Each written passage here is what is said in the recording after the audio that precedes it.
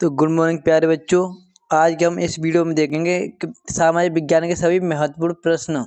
जैसा कि आप सभी को पता है कि आपके एग्जाम 24 फरवरी से होने वाले हैं और आपके पास समय भी बहुत कम है। तो दोस्तों इसमें हम देखेंगे सभी इम्पोर्टेंट टॉपिक जो एग्जाम में आने की पूरी संभावना है।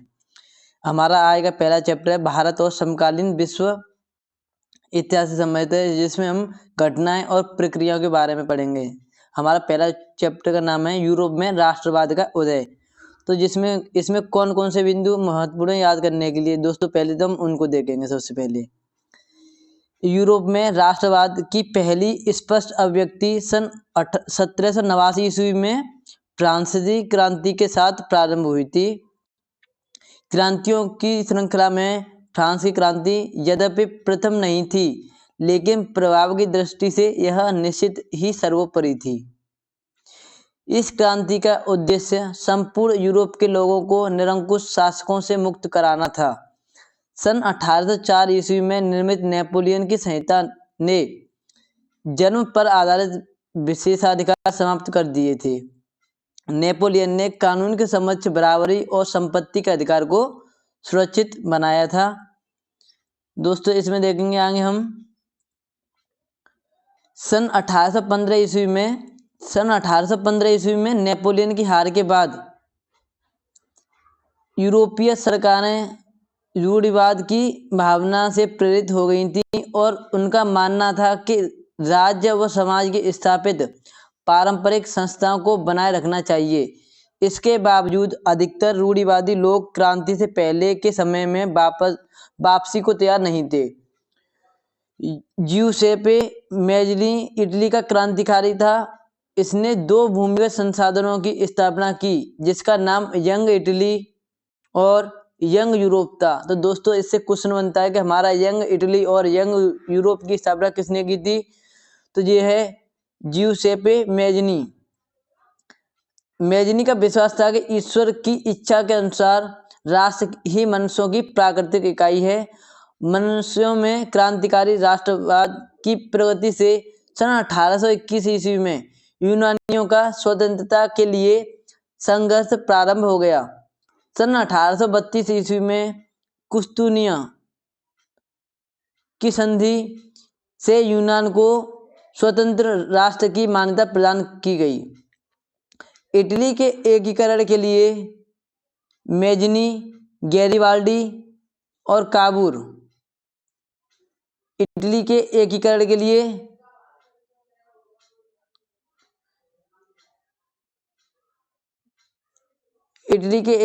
मेज़्नी, गैरिबाल्डी और काबूर और विक्टर इमैनुएल ने अतिरिक्त प्रयत्न किए थे। मेज़्नी को इटली की एकता का पैगंबर, गैरिबाल्डी को इटली की सेना का संगठनकर्ता और काबूर को कुशल राजनीतिज्ञ और विक्टर इमैनुएल को इटली का भाग्य विधाता कहा जाता है। सन 1848 ईस्वी के बाद यूरोप में राष्ट्रवाद का जनतंत्र और क्रांति से अलगाव होने लगा था। रूढ़िवादियों ने राजनीतिक प्रभुत्व प्राप्त करने के लिए राष्ट्रवादी भावनाओं का इस्तेमाल किया। अब दोस्तों इससे हम बनने वाले सभी महत्वपूर्ण ऑब्जेक्टिव क्वेश्चन को देखेंगे, जिसमें बहुविकल्पीय प्रश्न। आप सभी को पता है कि एग्जाम में बहुविकल्पीय प्रश्न कम से कम 20 क्वेश्चन आते हैं हमारे सामाजिक विज्ञान में से। तो दोस्तों इसमें हम पहला क्वेश्चन देखेंगे कि पुनर्जागरण युग का अभ्युदय किस देश में हुआ था? तो इसका हमारा सही आंसर है इटली में। राष्ट्रवाद का प्रारंभ जिस देश में हुआ है वह कौन सा देश है? तो वह हुआ है हमारा फ्रांस में। दोस्तों अगला क्वेश्चन है हमारा राष्ट्र उदारवाद से तात्पर्य है? तो इसका सही आंसर है व्यक्ति को स्वतंत्रता तथा कानून के समक्ष समानता। जब फ्रांस जीतता है तो बाकी यूरोप को सर्दी जुकाम हो जाता है। यह कथन किसका है? तो यह कथन है हमारा मेटरनिख का। फ्रांस की क्रांति कब हुई थी? तो हमारी फ्रांस की क्रांति है ये 1789 ईस्वी में हुई थी। 1848 ईस्वी की फ्रांसीसी क्रांति के फलस्वरूप हमारा जो गणतंत्र की स्थापना की गई थी फ्रांस में। अगला क्वेश्चन है यंग इटली सोसाइटी का संस्थापक कौन था? तो ये क्वेश्चन हमने अभी थ्योरी में पढ़ा था। तो ये था हमारा मेजनी, ज्यूसेपे मेजनी था। अगला क्वेश्चन है निम्नलिखित में से कौन सा 1804 ईस्वी के नेपोलियन कोड में नहीं जोड़ा गया था? तो इसका सही आंसर हमारा जर्मन से प्राप्त विशेषाधिकार। जर्मनी के एकीकरण में मुख्य भूमिका किसकी थी? तो मुख्य भूमिका थी ओटो वॉन बिस्मार्क। नेपोलियन का संबंध किस देश से था? तो फ्रांस से। दोस्तों यह क्वेश्चन हमारा बहुत इंपॉर्टेंट है। इटली का एकीकरण किसके नेतृत्व में हुआ था? तो ये है हमारा जूसेपे गैरिबाल्डी। ये भी हमारा इंपॉर्टेंट क्वेश्चन है। फ्रांस, अगला क्वेश्चन हमारा फ्रांस में गणतंत्र की घोषणा कब की गई थी? तो ये हमारा 1848 ईस्वी में। नेपोलियन की पराजय कब हुई थी? तो इसका सही आंसर हमारा 1815 ईस्वी में। ओटो वॉन बिस्मार्क का संबंध किस देश से है? तो ये हमारा है जर्मनी से। अगला क्वेश्चन है हमारा नेपोलियन की संहिता का निर्माण हुआ था? तो ये हमारा 1804 ईस्वी में हुआ था। फ्रांस की 1804 ईस्वी की नागरिक संहिता को प्राय क्या कहा जाता है? तो हम उसको बोलते हैं, हम नेपोलियन की संहिता बोलते हैं, जिसको हम फ्रांसीसी संहिता को। अगला क्वेश्चन है हमारा निरंकुशवाद का तात्पर्य क्या होता है? तो निरंकुशवाद का तात्पर्य होता है हमारा ऐसा शासन व्यवस्था जिसमें सत्ता पर किसी का अंकुश ना हो, यानी किसी का भी अंकुश ना हो, अधिकार ना हो, उसको बोलते हैं निरंकुश। वियना की संधि कब हुई थी? तो जो वियना की संधि है ये हमारी 1815 ईस्वी में हुई थी। ज्यूसेपे मेजनी का संबंध कहाँ से है? तो अभी हमने पढ़ाया गया, इसका संबंध इटली के एकीकरण से है। अगला क्वेश्चन है 1861 ईस्वी में एकीकृत इटली का सम्राट किसे घोषित किया गया था? तो उसका नाम है इमैनुअल द्वितीय। जैकोबिन दल का संबंध किससे था? तो फ्रांस से था। ज्यूसेपे मेजनी द्वारा स्थापित गुप्त संगठन का नाम क्या था? उसका नाम था हमारा यंग इटली। हमारा अगला क्वेश्चन है जोल वेराइन नामक शुल्क संघ की स्थापना कब हुई थी? तो इसका सही आंसर है हमारा 1834 में। गैरिबाल्डी संबंधित था तो इटली के एकीकरण से। हमारा अगला क्वेश्चन है जर्मन संस्कृति में बॉक्स जिस्ट का आशय क्या था? तो इसका सही आंसर है हमारा राष्ट्र। निम्नलिखित में से किसे 1871 ईस्वी में जर्मनी का प्रथम सम्राट घोषित किया गया था?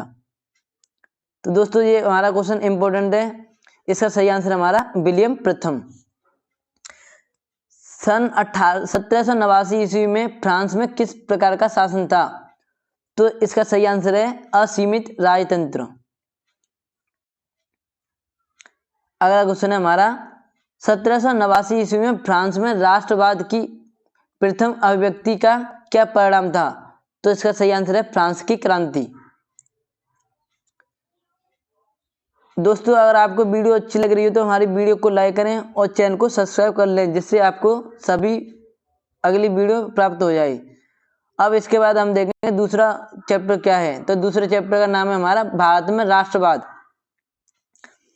इसमें परीक्षा उपयोगी याद करने हेतु महत्वपूर्ण बिंदु दिए हैं। पहले तो भारत में आधुनिक राष्ट्रवाद के उदय की प्रक्रिया उपनिवेशवादी आंदोलन के साथ घनिष्ठता से जुड़ी हुई थी। औपनिवेशिक शासकों के विरुद्ध संघर्ष के दौरान लोग आपसी एकता को पहचानने लगे थे। महात्मा गांधी जनवरी 1915 में दक्षिण अफ्रीका से भारत वापस आए थे। गांधी जी का विश्वास था कि अहिंसा समस्त भारतीयों को एकता के सूत्र में बांध सकती है। भारत आने के पश्चात गांधी जी ने कई स्थानों पर सत्याग्रह आंदोलन किए थे, जिसमें चंपारण, खेड़ा और अहमदाबाद आदि प्रमुख आंदोलन हैं। सन 1919 में गांधी जी ने रॉलेट एक्ट के विरुद्ध एक राष्ट्रव्यापी सत्याग्रह आंदोलन चलाया था।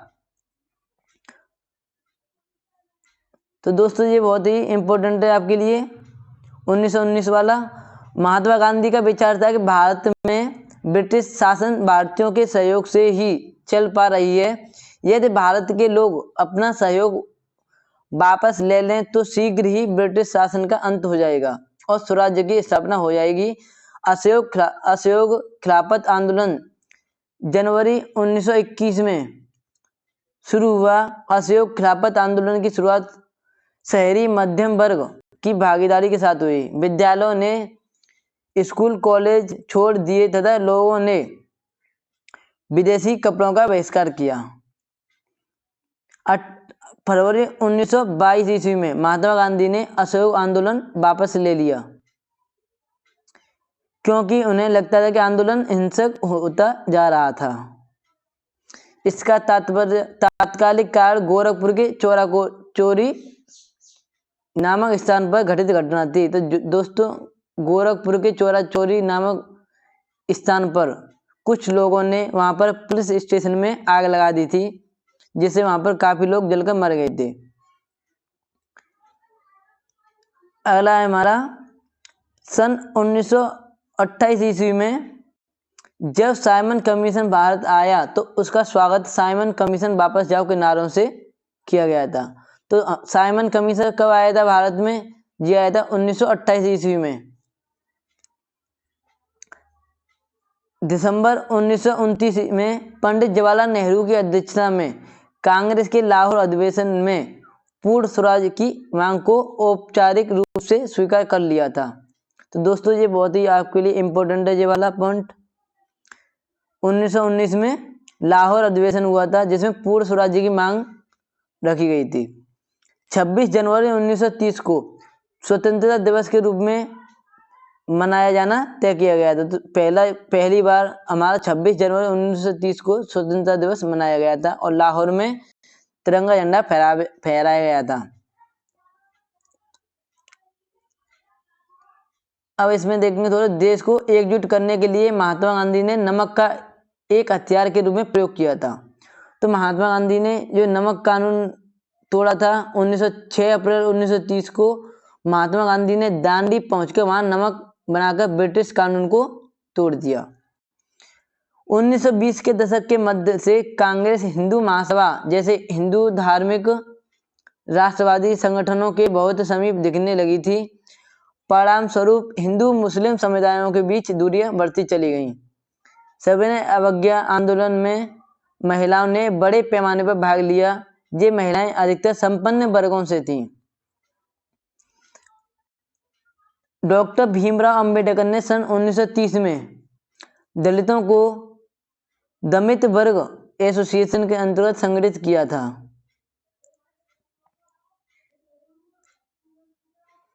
जैसे जैसे राष्ट्रीय आंदोलन आगे बढ़ा, राष्ट्रवादी नेताओं ने लोगों को एकजुट करने तथा उनमें राष्ट्रवाद की भावना भरने के लिए विभिन्न प्रकार के चिन्हों व प्रतीकों का प्रयोग किया गया। वर्धा में, ये दोस्तों इंपॉर्टेंट पॉइंट है आपके लिए, वर्धा में 14 जुलाई 1942 को अपनी कार्यकारिणी में कांग्रेस कार्य समिति में ऐतिहासिक भारत छोड़ो प्रस्ताव पारित किया गया था। भारत छोड़ो प्रस्ताव, और दोस्तों यह महात्मा गांधी द्वारा प्रस्ताव पारित किया गया था जिसमें सत्ता का भारतीयों को तत्काल हस्तांतरण एवं भारत छोड़ने की मांग की गई थी। तो ये वर्धा में प्रस्तुत किया गया था और 14 जुलाई 1942 को। अब दोस्तों हम इससे संबंधित सभी महत्वपूर्ण प्रश्नों को देखेंगे जो भी एग्जाम में आ सकते हैं।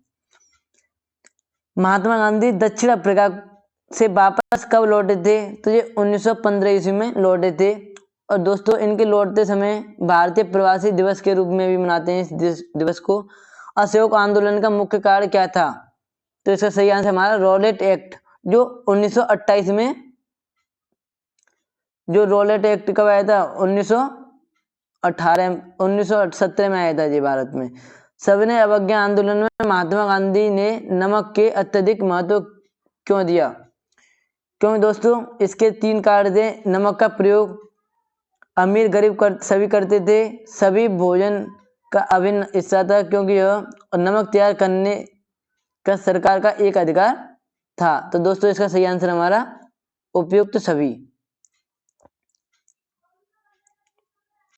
दोस्तों हमारा अगला है, करो या मरो का नारा किसने दिया था? तो हमारा दिया था ये महात्मा गांधी ने, करो या मरो का नारा। भारतीय राष्ट्रीय कांग्रेस की स्थापना कब हुई थी? तो इसका सही आंसर हमारा 1885 में। सविनय अवज्ञा आंदोलन कब चलाया गया था? सही आंसर है 1930 में। चोरा चोरी कांड किस वर्ष हुआ था? तो चोरी चोरा कांड कब हुआ था? 1922 ईस्वी में। अगला क्वेश्चन है, सविनय अवज्ञा आंदोलन की शुरुआत किस महत्वपूर्ण घटना के साथ हुई थी? तो नमक कानून तोड़कर। रोलेट एक्ट कब पारित किया गया था? तो दोस्तों रोलेट एक्ट पारित किया गया था हमारा 1919 में, और ये आया था हमारा 1917 में आया था। चोरी चोरा की घटना का क्या परिणाम हुआ? तो सही आंसर इसका असहयोग आंदोलन वापस ले लिया गया। निम्न में से कौन सा आंदोलन महात्मा गांधी ने नहीं चलाया था? तो दोस्तों इसका सही आंसर है हमारा खिलाफत आंदोलन। तो इसका सही आंसर क्या है हमारा? खिलाफत आंदोलन। आप सबको पता है महात्मा गांधी ने असहयोग आंदोलन चलाया था, सविनय अवज्ञा आंदोलन और चंपारण, ये तीनों महात्मा गांधी द्वारा चलाए गए थे, और खिलाफत आंदोलन उन्होंने ये नहीं चलाया था।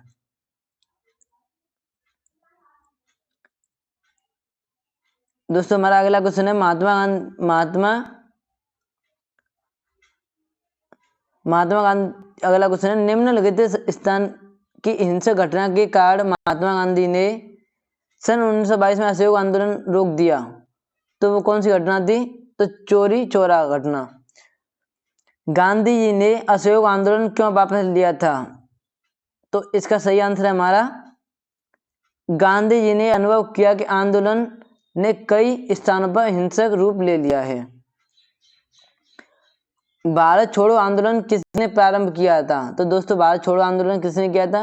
महात्मा गांधी जी ने 1942 ईस्वी में किया था। वंदे मातरम लेखक, वंदे मातरम गीत के लेखक कौन है? तो बंकिम चंद्र चटर्जी। तो दोस्तों यह इंपॉर्टेंट क्वेश्चन है आपके लिए। हिंद स्वराज नामक पुस्तक के लेखक कौन है? तो महात्मा गांधी।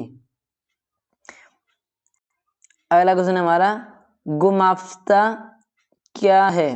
तो इसका सही आंसर है वेतनभोगी कर्मचारी को हम गुमास्ता कहते हैं। भारत वापस आने पर गांधी जी ने पहला सत्याग्रह कहाँ किया था? तो इसका सही आंसर है अहमदाबाद में। आनंद मठ उपन्यास के लेखक कौन है? तो इसके जो लेखक हैं उनका नाम है बंकिम चंद्र चटर्जी।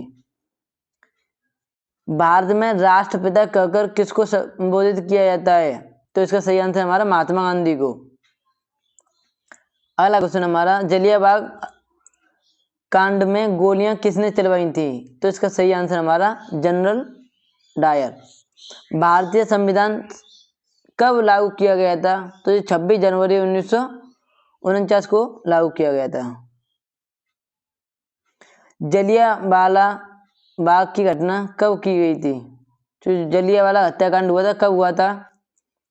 तो दोस्तों इसका सही आंसर हमारा 13 अप्रैल 1919। जलियांवाला जो पड़ता है ये पंजाब के अमृतसर में पड़ता है। उसमें एक बाग का नाम था जलियांवाला। निम्न में से किसे बारदोली सत्याग्रह का नेतृत्व किया था? तो बारदोली सत्याग्रह नेतृत्व किसने किया था? इसका हमारा सही आंसर हमारा सरदार पटेल। दोस्तों और वीडियो आपको अच्छी लगी तो वीडियो को लाइक करना और हमारे चैनल को सब्सक्राइब कर लेना, जिससे आपको सभी वीडियो प्राप्त होती रहें और हम आपके लिए ऐसे वीडियो लाते रहेंगे। धन्यवाद।